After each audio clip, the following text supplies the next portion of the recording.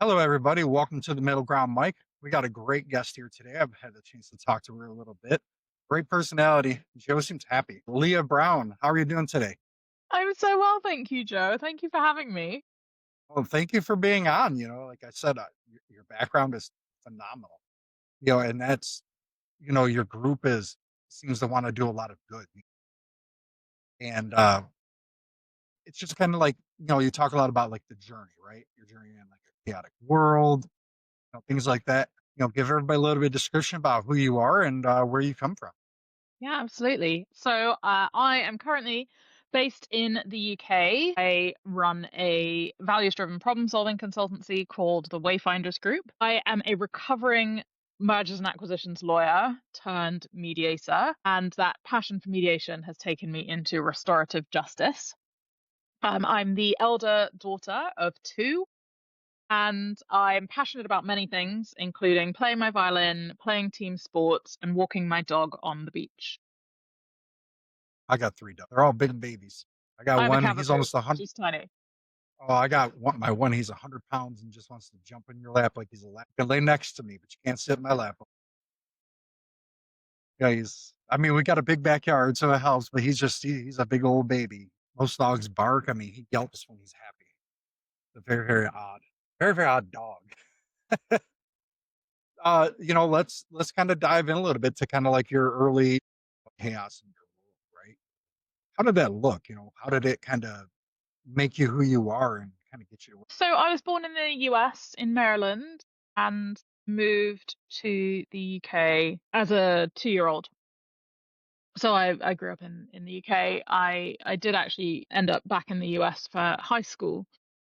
But yeah, two working parents. My parents were both working and both studying their PhDs whilst we were young. And that created quite a few scheduling conflicts, as well as I think just some people don't know how to resolve conflict effectively. So I think there was a lot of intelligence in the house, but not a lot of emotional intelligence in the house. And it was a very prolonged amount of chaos, whether that was at home, whether that was at school, a lot of raised voices and unresolved conflict and poor communication. And I think for me, I channeled my,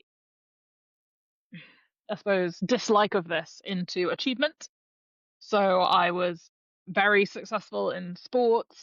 Was a fencer for the county and nationally. I was a very proficient violin player. I was going to be a professional violinist. I was smart and I did well at school. And I didn't realize it at the time, but I was very much satisfying the kind of eldest daughter tropes of achievement as a form of escapism.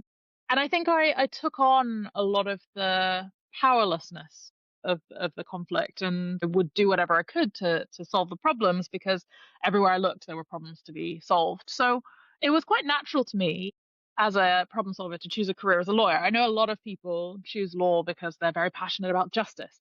And as it happens, it's taken me 38 years to work out that I am also very passionate about justice. But I was attracted to a career in the law because people were coming with a problem that needed to be solved. And the only person that could solve that type of problem was a lawyer. And so that was peppered through all of my applications, my ability to assimilate huge amounts of information. But you see, the thing was that just because I had grown up and was now an adult, that didn't mean that chaotic environments and conflict didn't continue to find me.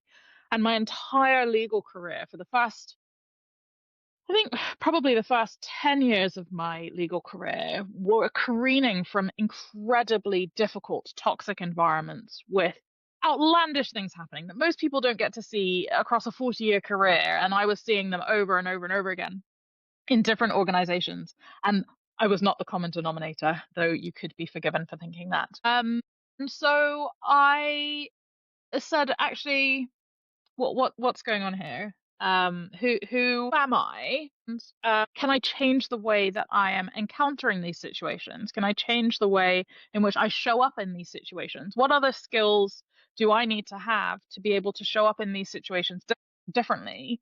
And part of that was switching from being a lawyer to being a mediator so that I could change the dynamic, so that I could be the person who holds space for those difficult conversations, or for people to share what's on their mind and to help them figure out how they can be the best version of themselves, or to figure out how they want to rebuild trust with somebody, or how they want to move on and never speak to that person again. And I realized that there was something about the kind of objective, independent, non judgmental posture of a mediator that was received so completely differently than the kind of adversarial, judgmental, very resolute, and assertive lawyer that was much more in keeping with my skill set and my passion.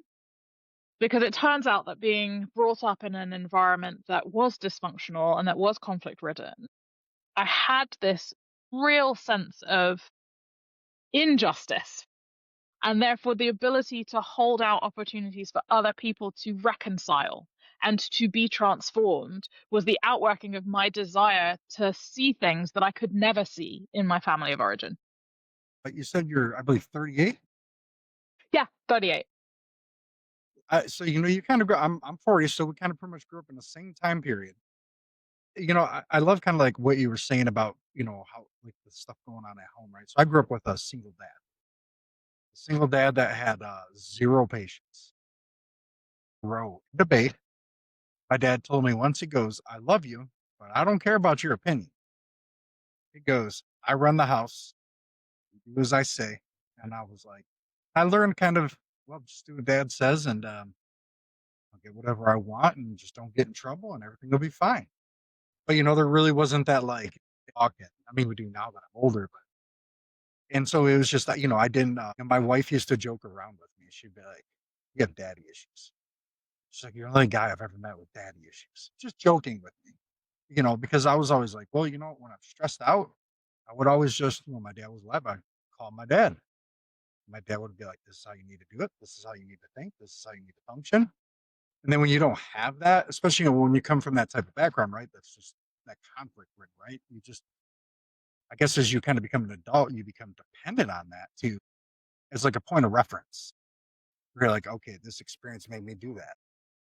Think it's that, but I think it's two things. It's unlearning the people pleasing tendencies, and it's learning that you have your own voice and you have your own thoughts and feelings and reactions to whatever it is that you're experiencing, that you have completely overridden for so long to be able to survive, and finding safety in that process, even though it is so alien to you. One of the questions I find it hardest to answer is, well, how do you feel? And I spend all day listening to how other people feel, or getting them to figure out what it is they feel. And then I get to the end of the day and I'm like, well, how do I feel? And I'm like, well, I don't really know. And I have to sit with it.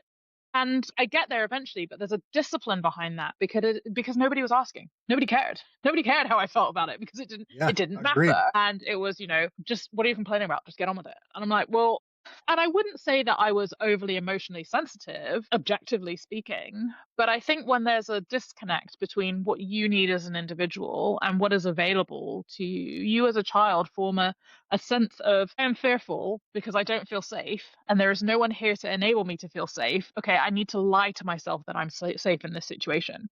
And from that posture, you go out into the world. And that wasn't working for me. I had a breakdown in 2017 because that's how much it wasn't working for me. I kept kind of papering over it and, oh, it'll be fine, oh, it'll be fine, just keep going.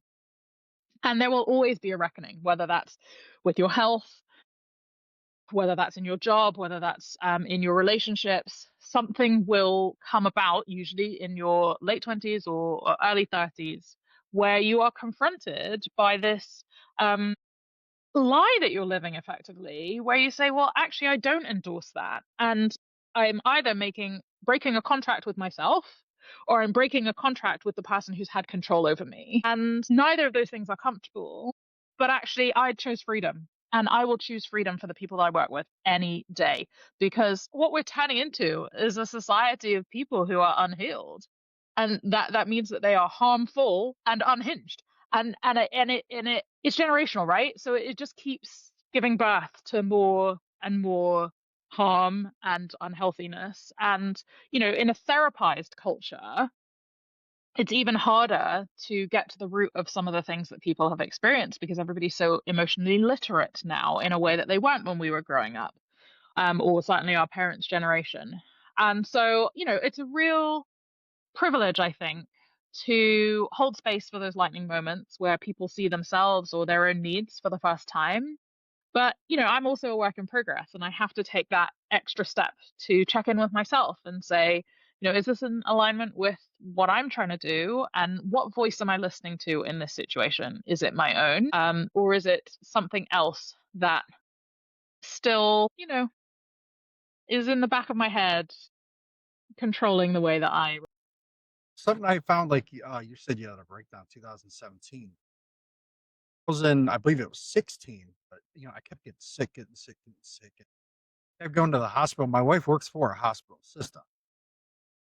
Just I kept getting sick, and they kept going, "Well, it's, either A, your weight, or B, it's, pop, or you drink too much, or soda," you guys might call it in Michigan, call it pop.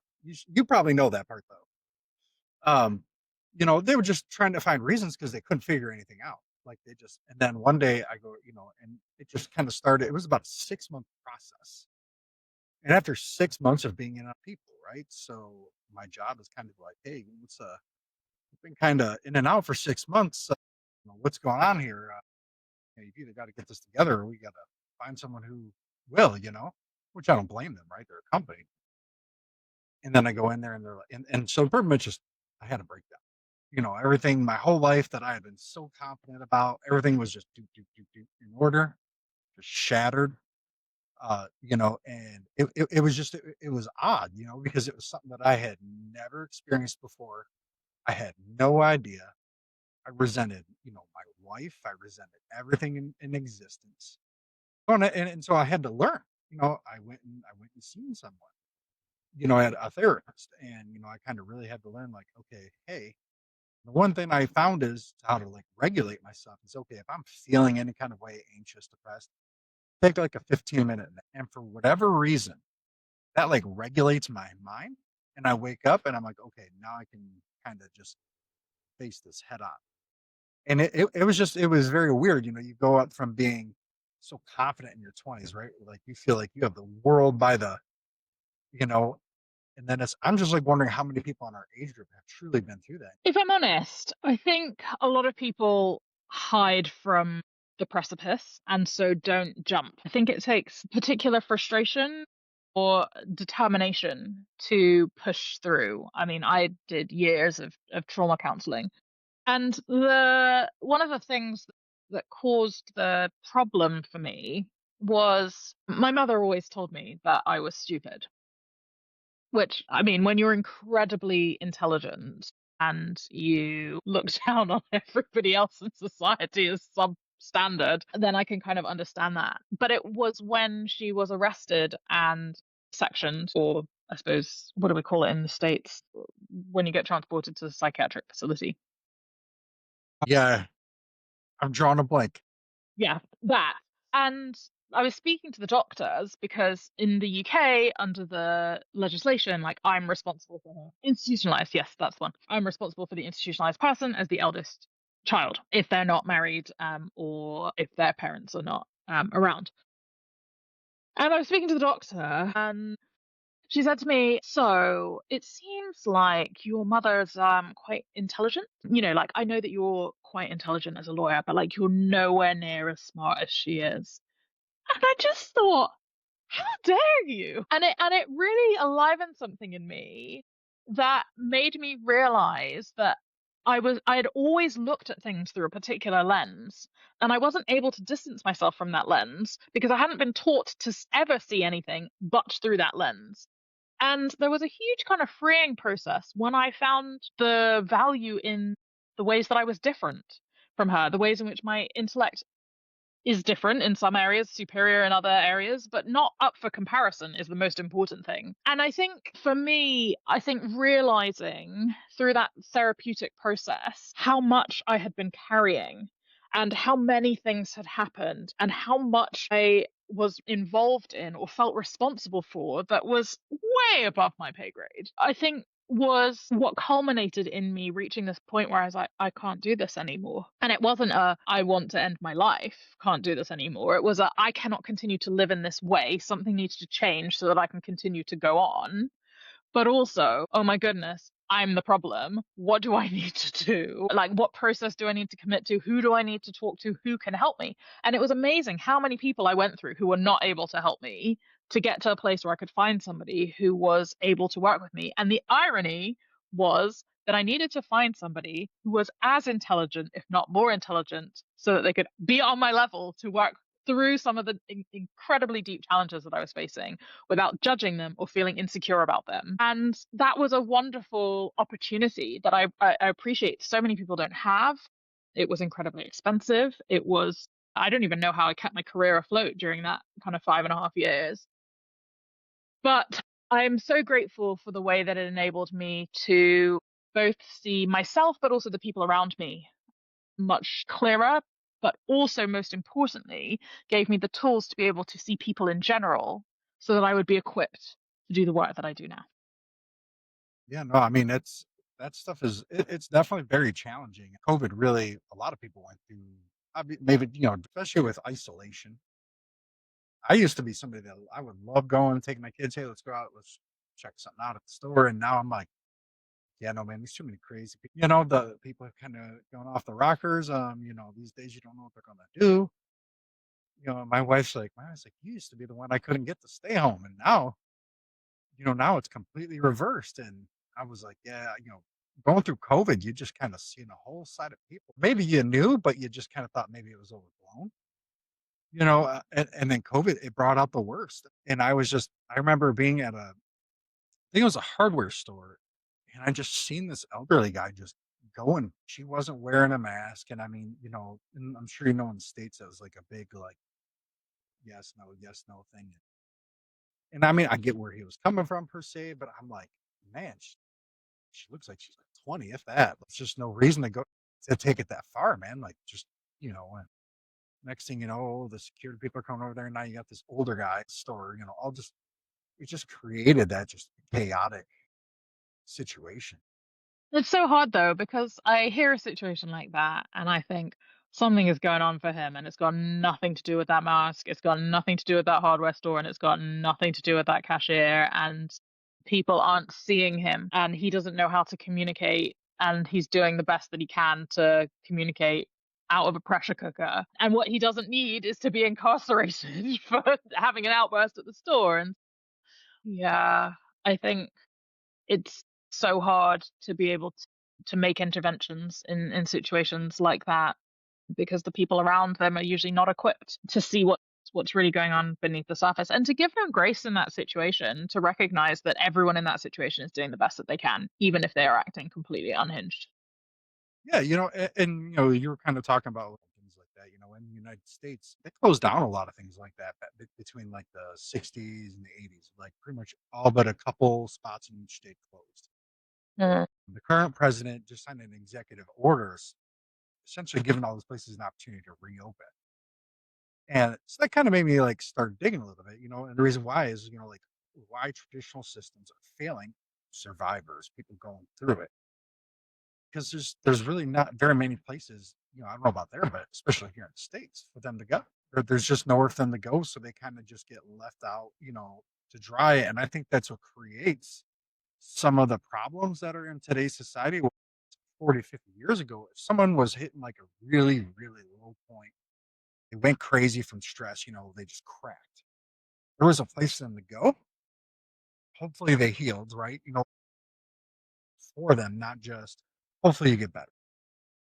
Mixed feelings about this, having experienced institutionalizing both sides of the pond. And here in the UK, one of the challenges that I found in being involved in that process multiple times is that they don't offer therapeutic counseling. Help me understand how you've got a series of mental health situations that are compounded by whatever people's individual circumstances are. There is no focus whatsoever on rehabilitation. It is medical treatment, observation, and then you need to go because we need the bed.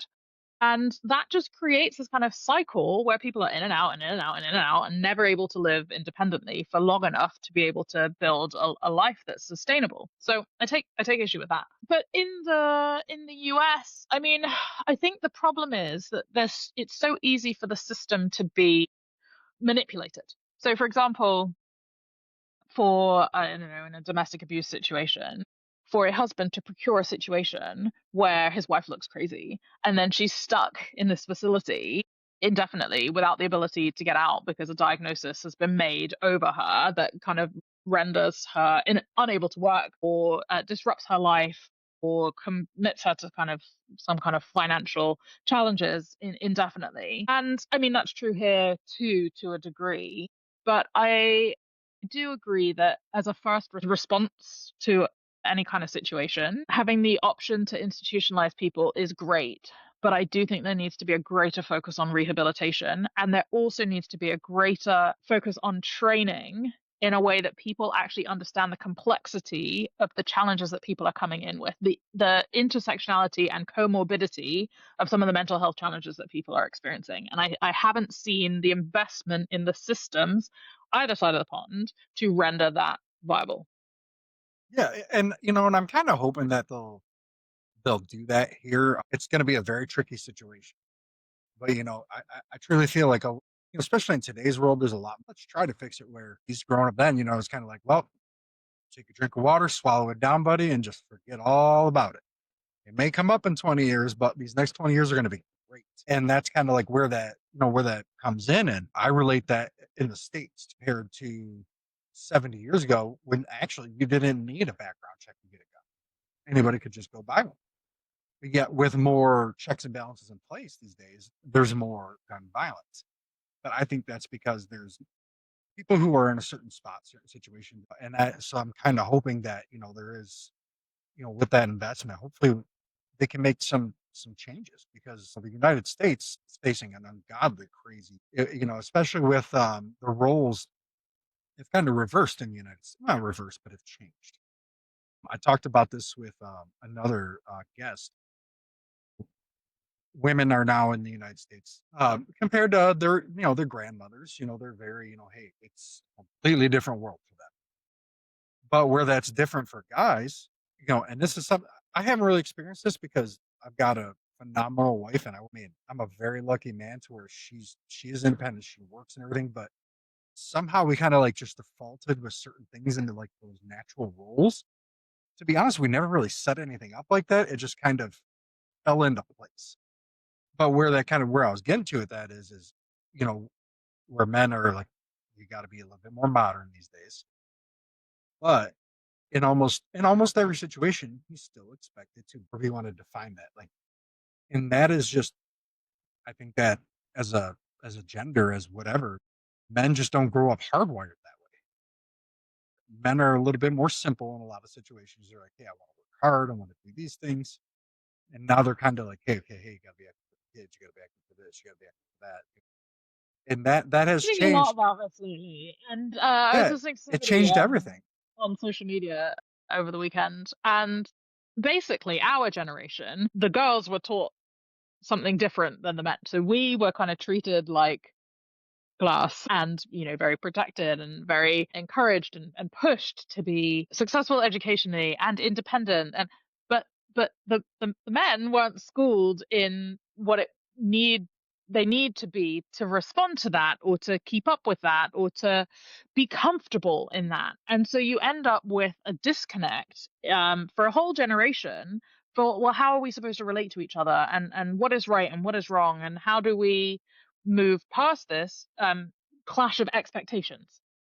And so you have men feeling completely disengaged and like I can never satisfy my wife and she's never happy and like nothing I do is ever enough and I don't earn enough and all of that, which is a total flip of what our parents' generation experienced because that imbalance was not so pronounced. But also you've got a bunch of women who are unapologetic for their success and uncompromising in their expression of their needs And that is very, I can see ways in which that is very emasculating. I can see ways in which it's very challenging because the men are expected to kind of step up, and what it looks like to step up is to be a man. But you've also got to temper that with the different challenges that men have experienced with the evolution of, well, internet technologies accessible at a fingertip, as well as wider political forces, as well as other sociological challenges. I'm not going to go into any detail, but the broader question of what is a man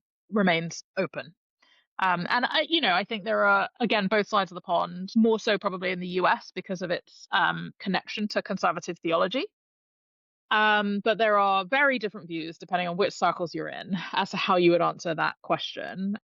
And I think the most important thing is context. And I'm a believer that people should seek to be the best versions of themselves, not cardboard copies of other individuals. And we are all a product of our families of origin and whatever work we've decided to do to overcome whatever legacy it is they gave to us. Yeah, know, you talk sometimes about like restorative, kind of like when we were talking. I think more of like a restorative approach is really big for our generation compared to and it's not saying no, the younger generations don't do in terms of because they don't have like we had a blueprint a little bit, even if it was a very flawed one. We had a blueprint. They do not have a blueprint because we haven't even figured out how to make a blueprint based on the new world, Yeah. right? So Yeah. kind of like how does a restorative approach? That's a really interesting question. I would say for us, one of the challenges of a blueprint, I would posit, is just that acknowledgement piece, right? We're not even trying to get to an apology or to amends. We're just like, can we just agree that you failed? Can we just agree that this was not as it ought to have been? Can we just agree that you didn't do the work? Right? And we're stuck there. We can't get people beyond that. So that's part of it. And people are very critical of millennials, partly for that reason, because we've been the first people to be like, but it's not right. Yes. So a restorative approach, I think, because I don't think that we as a generation have sought apologies per se, because we recognize we're not going to get one. I think accountability doesn't necessarily come from the people who have caused the harm. It comes from, okay, well, what can we do differently? So if you look at the way that millennials parent versus the way Gen X parented or baby boomers parented, there have been some seismic shifts in the way millennials parent. And I think taking accountability for doing things differently and saying we don't have to follow the status quo because it's the status quo is step one. But then I also do think this kind of amends, this kind of recognition that sweeping things under the rug does not create a better outcome. And so how can we own that legacy and make amends? So again, probably the most therapized generation, because we've said, okay, well, if it's not right and if you're not going to take responsibility for it, and if I've got to move on without getting an apology from you, then I've got to be the change that I want to see in the world. Okay, let me own that, let me do the work, and let me move forwards. And I don't like that because it's so individualized. But I do like that because it creates a collective understanding of we've got consensus on what progress looks like. And so I'm not convinced actually that the latest generation doesn't have a blueprint. I just think they've got different challenges. And we always cop out and say, well, their challenges predominantly are technological. But I actually think that generation's biggest challenges are relational because they haven't been taught to relate to one another. Like, who goes out and plays on their bike in the yard, or gets a radio and goes to the opposite side of the park with their friend to have a conversation, or goes to fly a kite, or goes on camping holidays impromptu, or whatever it is, get outside and go and do something. No, they're inside and they're chained to their screens and their devices, and they go away and they sit together and they're chained on their devices. So I think there's something about how do we relate to one another and how do we build effective, deep relationships with one another in person without, not aided by technology. How do we work together with colleagues in the workplace? How do we navigate difficult conversations? How do we share a process of moving beyond disagreement? How do we recover personally when we're in a state of conflict? How do we recover with other people when we're collectively in a state of conflict? All of those things are different. But I do think that the principles remain the same no matter where you enter in the restorative framework. And I think the number one opportunity, regardless of who you are you willing to have a conversation? Are you willing to examine what has happened? And are you willing to own your part in it, find agency that you do have, and go from there? Yeah, no, I've got a really good example, kind of that relates to a little bit. My dad is he said, "I'm really sorry," kind of. I can't say sorry. I forgot how he exactly worded it, but it was like, "I was hard on you because I had these kind of expectations. I didn't handle it right. Looking back, but I just wanted the best for you, and this was the only way." It just changed my whole thought process.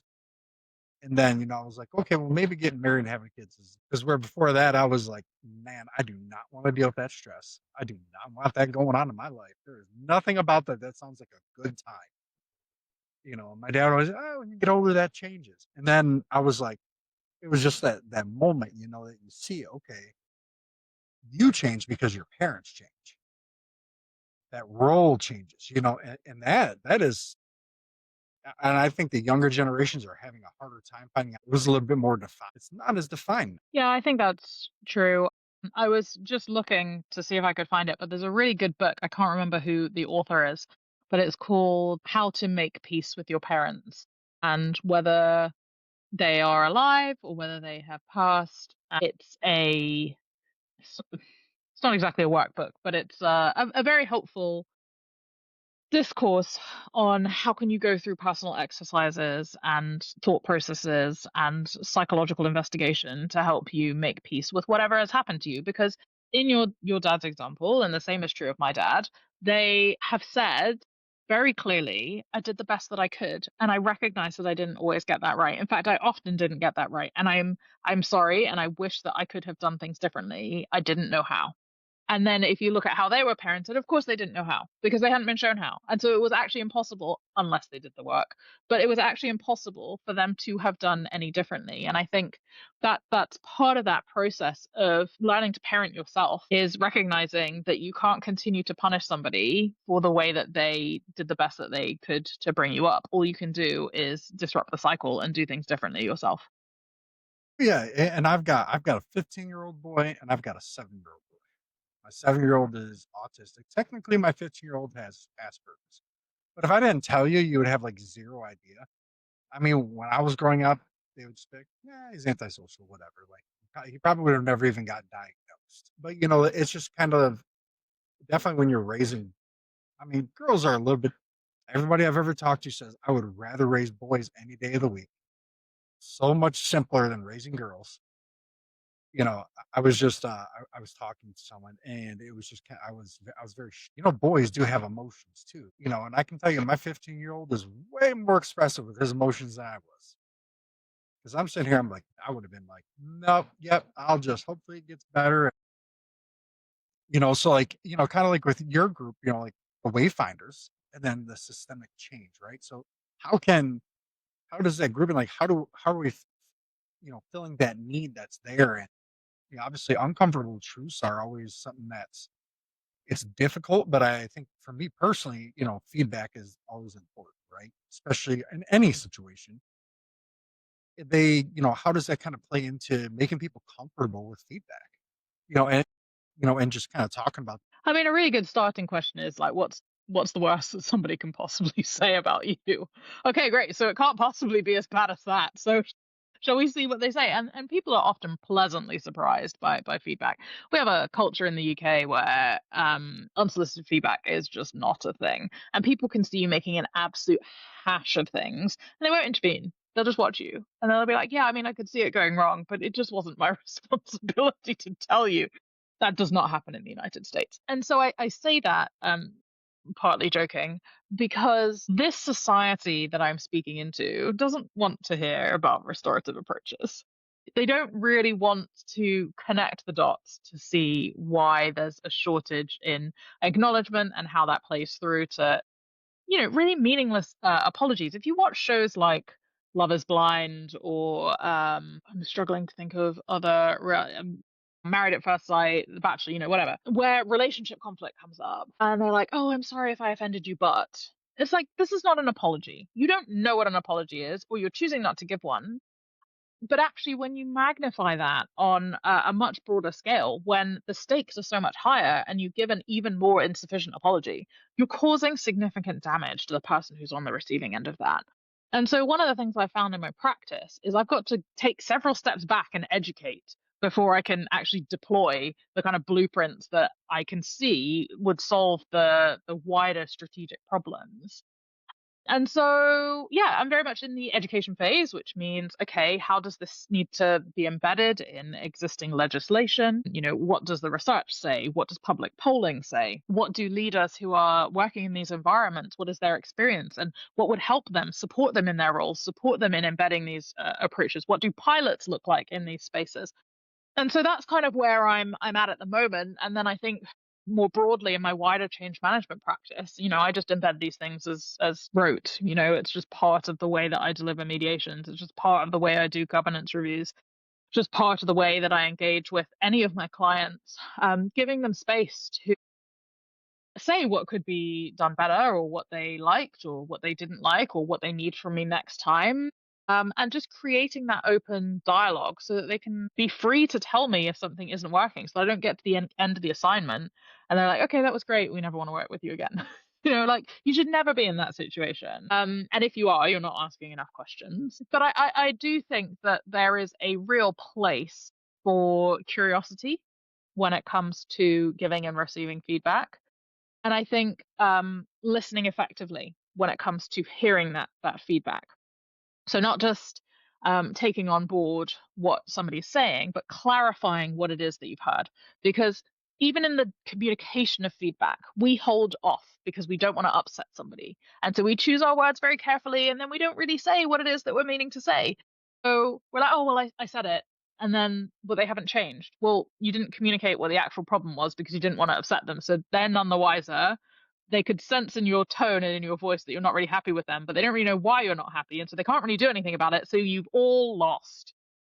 How can we help you communicate effectively so that you get what you need from your employee who is under delivering? And so your employee understands what they need to do to enable you to be thrilled with their performance. And if you don't do that, and if you don't create that situation, then you're creating an inherent conflict later down the line because you, as the manager, have underperformed and you're not helping your employee stop underperforming either. And so then the accountability piece comes in to say, well, who's holding the manager accountable for not properly managing the employee? And that's the part that usually breaks down. And that's where you end up with the kind of embedding of the toxic cultures. So I'm all for, you know, addressing some of those things holistically, and understanding that it's not just one part of the organization usually that's having a lot of problems. It's usually bottom up and top down. And okay, what does it look like to be really open about how we can all do better here? And framing that around the company's values usually is and their mission is usually a pretty good place to start. Yeah, and that's Or if they some don't industries know are what different. they are, right? Many boards of directors do not live out the values of the organization. It's a do what I say, not do what I do, and that's not helpful either. Yeah, that's unfortunately comes from the culture that we both grew up in, and it just kinda it's something that's stuck. Hey, look, it worked for so long, and why change it? And sometimes things just need to change as you figure out that they actually don't, you know, so as you talk about it, where's like a success that you saw in like a cultural shift kind of taking place? Like, I think people are really, really, really, really, really resistant to change. And I massively underestimated how much time and energy and encouragement and hand holding it takes to get executives to move an inch. But, once you get the ball rolling, it's kind of like one of those bowling balls where you manage to feed it down the middle of the lane, but it gets slower as it hit get approaches the skittles. It's kind of that, you start off with a lot of inertia and then it's like, "Oh no, we're getting to that. It's really hard. It's really hard. Are we gonna?" I'm like, "Look, guys, the goal is right there. Now is not the time to stop. Look how far you've come." And sometimes you have to take people up to the vista and say, "Okay, we're not at the summit, but like, look how far you've come. And let's just, check in. How are you feeling? How is this going for you? What have you learned about yourself? What have you learned around about the people around you? Um, what's one thing that you wish that you'd done differently? What would you like to see in people around you if you had to go through this again? What surprised you? What are you proud of yourself for? Because I think if they can, again, if you can insert agency in each part of the process when it comes to change, change no longer becomes the thing that you fear, right? Because you're aided along that process and you are excited about getting through it, not for the sake of getting through it, because suddenly you're enjoying the journey. Heaven forbid the journey be the main event, not the outcome. And so far as possible, I had a mediation client I sat down with last week, and they had been very frustrated with me that this process is taking so long. And I said, well, hang on, don't think we really could have done this any faster. And to be fair, it has been months, but I said, look how far you've come. Look at all of the things that have changed that were not possible previously.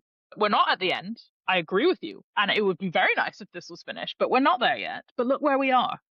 Let's just take stock of where we are. And let's just celebrate how much it has taken of you to get here. And you're still intact. You are still okay. You are still able to advocate for yourself. And you still have a pretty clear picture of where you think you want to get to. So let's keep going. And sometimes it's that kind of gentleness, but also firmness of the we're not done, but I'm still here and I'm still with you, and you're not alone in this. How can I encourage you to keep going? And sometimes that's, it's like the marathon runner who needs a boost at mile 20 because they just cannot go on. And that's why you don't see people supporting people at the marathons at the finish line.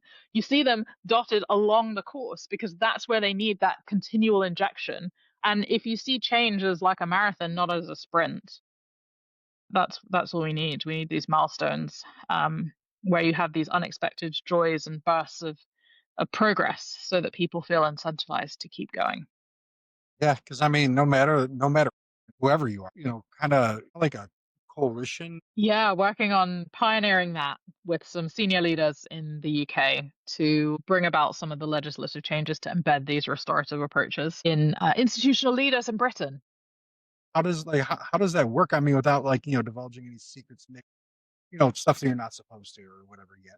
Oh How does no, that look? there's nothing secret about it. I think there's just quite a lot of operational stuff I need to do.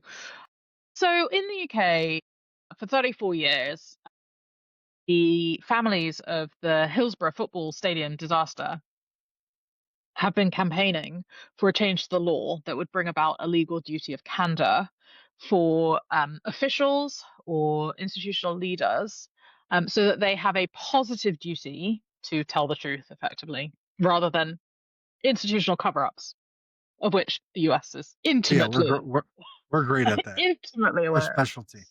Um, and we think that's great. I'm a real fan of the proposed Hillsborough law. But I don't think it goes far enough, because what is really needed for these institutions is an independent office for institutional accountability. And that independent office, independent being the key word, would have the power to oversee many of the cover up amends, whether that's their financial payouts, whether that's redress of any kind, whether it's mediation schemes, whether it's restorative justice schemes, but most importantly, to impose a duty on prevention, not just reactivity. And so, in addition to that proposed change, as well as some further restorative approaches, so that kind of prevention rather than cure approach in that proposed legislation, that's the first thing that we want to see, because Parliament, so Keir Starmer had committed that he would see this legislation through, and there have been some challenges in the last few months, and it's TBC. So we're going to basically be advocating that Labour politicians take these amendments seriously, and it be something that unites the party, reminds the party what they stand for, who they're about, who they serve, and it could be a really exciting development. Or obviously it's politics, it could go nowhere. We will see. But the amendments have been drafted and there are people behind them. And if we can get a sufficient number of survivors to kind of write to their MPs and, propel this, well, I think it is a seismic change, and this is a huge undertaking. So I'm massively downplaying it, but I think it's achievable. And so systemic change is where there's a will, there's a way. And I am known for my tenacity. So I will be deploying all of that in the run up to Christmas for sure. Yeah, I can only imagine that. I mean, is that is institutional changes. It's not easy. I mean, the U.S. has been attempting to institute 10, 20 years, and really much has not been done about it. There's just so much stalemate. So the fact that you're even getting people to come to the table for that is kudos to you, because that is not easy to get people, especially leadership. They're comfortable. They came up in that kind of situation, that system, however you want to word it, and getting them open to changes. That's hard work. That's very, very hard work because you got to get them to see the light at the end of. But Britain is broken. So people are willing to entertain, even if not support. And so there, uh, it feels like the time is ripe for some of these conversations, but it is definitely going to be a challenge. And it's one of those things. You look back and you're like, if I'd known that this is what this was going to involve, I would not have embarked on this project. But it is such a privilege, and I've been off on holiday this week, so I haven't been thinking about it much. But I'll be excited to see if I can make some progress in coming weeks. Yeah, no, I hope you can because like the world just needs more people like that because that's about the only way we're going to get away from this chaos and get back to some relatively normal.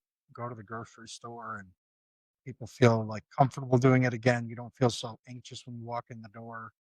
Those type of things, right? Like, and I don't think a lot of people see how something like what you're doing can impact their ability to do that and kind of get back to the nostalgia of what they had 20 years ago, where they felt comfortable doing that. Like that nostalgia has just been shattered. I mean, it's gone. And like I had said, COVID really shattered that nostalgia back. It was kind of everybody knew that stuff was kind of irrelevant. You had nothing to do but look at it. You had nothing to Right. do but acknowledge what was going on around you because I mean, you had nowhere to go. Everything was shut down. I mean, there was no distractions. I tell my son, I said, to me, part of the problem is, like you were saying earlier, we don't. It's devices are kind of. I want to say that they're the cause of it, right? But it's our lack as a society because devices have always been there, just maybe not as sophisticated, but they've always been there. They're just different things for different eras. But like we kind of grew up in starting in an analog world and then we transition, right? So it's a little bit different for us where the youngsters, they're only going into a digital world that is becoming more complex. And that's Right. not easy. And what you're doing is it's gonna help.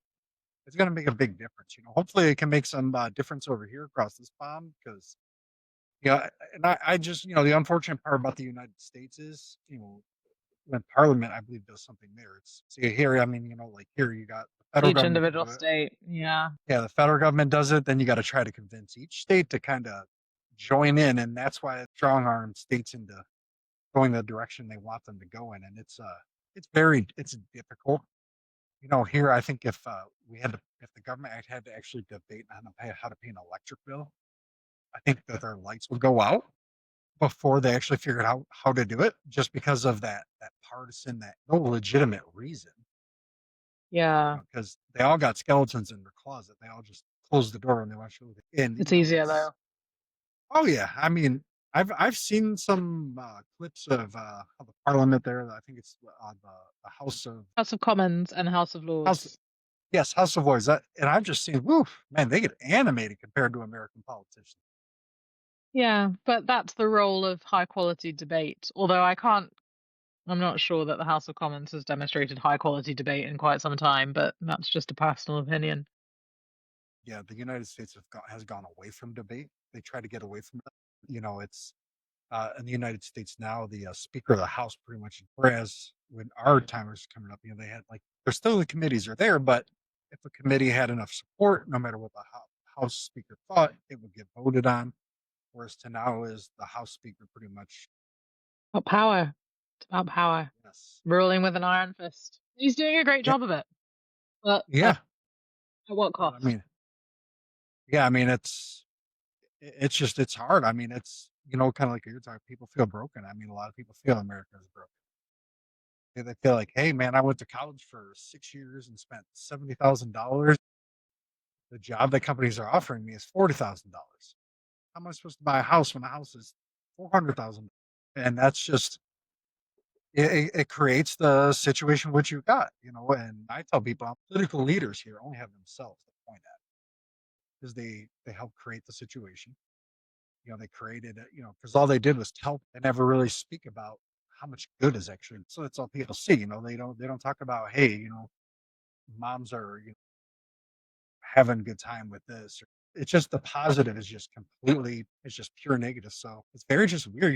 When I was growing up, the news always did talk about the bad things, but they always seem to have segments on good things too, right? Just, hey, here's this fluffy part of the news, and I felt like that just changed the pace. Well, now it's just about eyeballs, and the most shocking news gets eyeballs. And also, I think a lot of news media outlets have shifted to ensure that they're covering what's being released on social media first. News outlets used to be the first to break a lot of news, and now that's not how creators or celebrities or businesses are breaking news anymore. So often I feel like I'm watching TikTok when I'm just trying to read the news.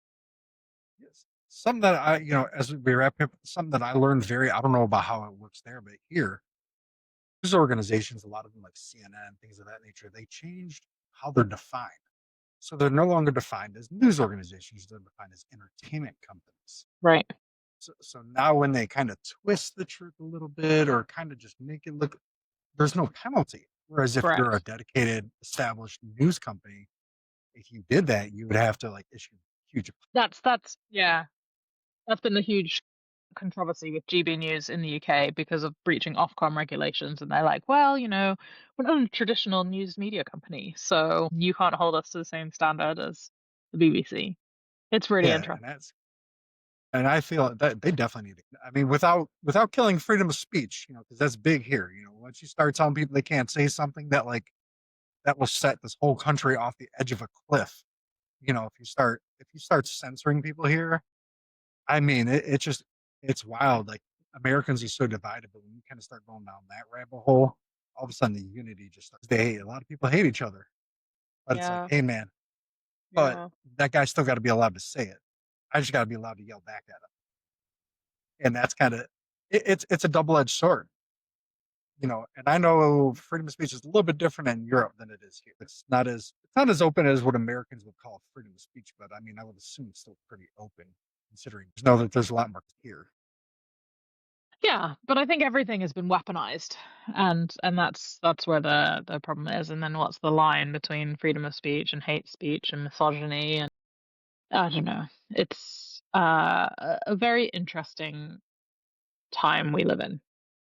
Yeah, no, and like I said, the things you're doing are definitely going to help push things in the right direction because there's just got to be something. There just has to happen because everything's at a stalemate. Western culture just in general is at a stalemate. It's either got to adapt or Western culture has to adapt to its own people. Whereas Western culture is still kind of like a blend of modern and Victorian values, right? And now the Victorian values are kind of being completely phased out. And that is just, that's not something a lot of people see. Those Victorian values Yeah, are kind of, I mean, even though it's an English thing, it's kind of what really America was built on yeah. was those Victorian values, and that's just, is different. It's very, very different, you know. But, I appreciate your time today. It's been a great conversation. Thank you so much for having me. Yeah, no, it's always, different perspectives is what it's always about. What folks like you are doing to kind of find where that, to me, middle spot is, right? Like, how do we get people to come to the table? How do we get them to solve the problem? Those conversations I personally think, are what a lot more people want than the news in anything is really willing to tell us. Yeah, because here in the states, I mean, obviously neighbors are a little bit different, but where that going out the house and hey neighbor, how are you doing today? And it's a lot more awkward now than when I was growing up. When I was growing up, then the neighbor would be like, hey, did you know this science? Just random stuff. And I've kind of tried to make an effort recently to it's different, and it's my son kind of looks at me like I'm crazy until 10, 15 years ago. So, but I appreciate your time, Leah. Keep doing what you're doing. Passionate about, and I've got friends across the ponds. You know, um, it's stuff that matters, and as separate as as America and Europe are, they still have so much more. And if push came to shove, if the world kind of went super chaotic again, both linking up.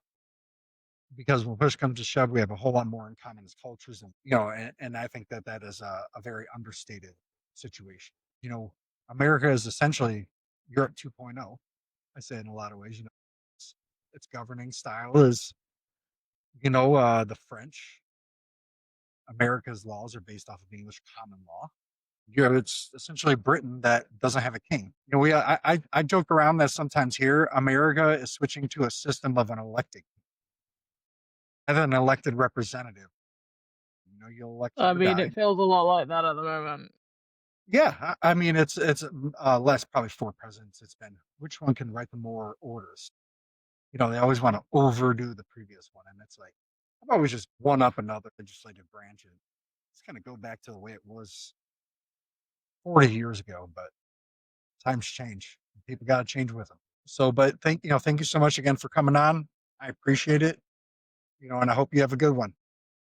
Thank you so much. You too. Get Thank in you. touch if you're ever in England. For sure. For sure.